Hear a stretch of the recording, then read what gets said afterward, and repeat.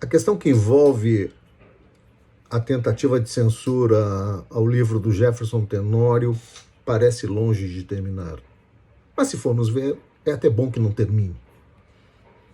Em uma nação democrática e plural, o episódio nem mesmo aconteceria, ou pelo menos seria frontalmente atacado pela sociedade e pelas promotorias. Mas não vivemos em uma nação democrática e plural, infelizmente ainda não. Os fatos como este comprovam que ainda temos muito o que avançar.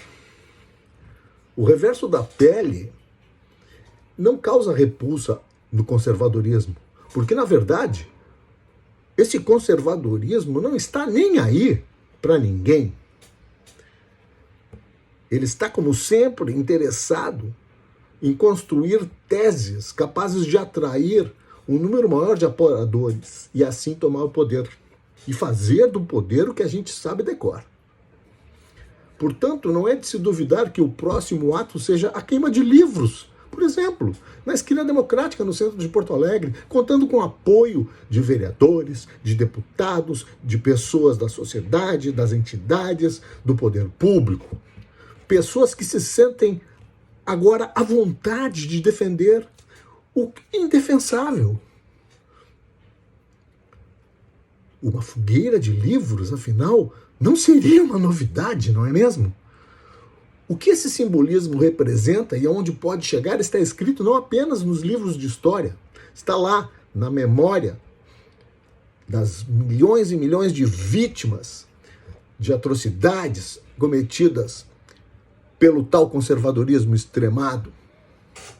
Está encravado no racismo, está encravado no elitismo, na repulsa à presença de pobres e de negros nas universidades, nos aviões, nos centros de poder.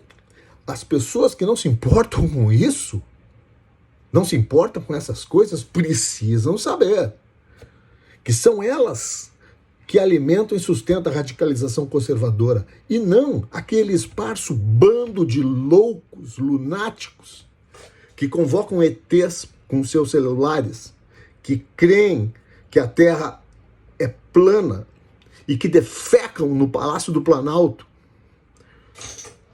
O livro do Jefferson Tenório é genial exatamente por ser atacado por aquilo que ele escancara. Pense nisso. Pense nisso. Pense na sua responsabilidade de cada um de nós na superação dessas coisas aqui no nosso país. Pensem. Puxa vida, pensem.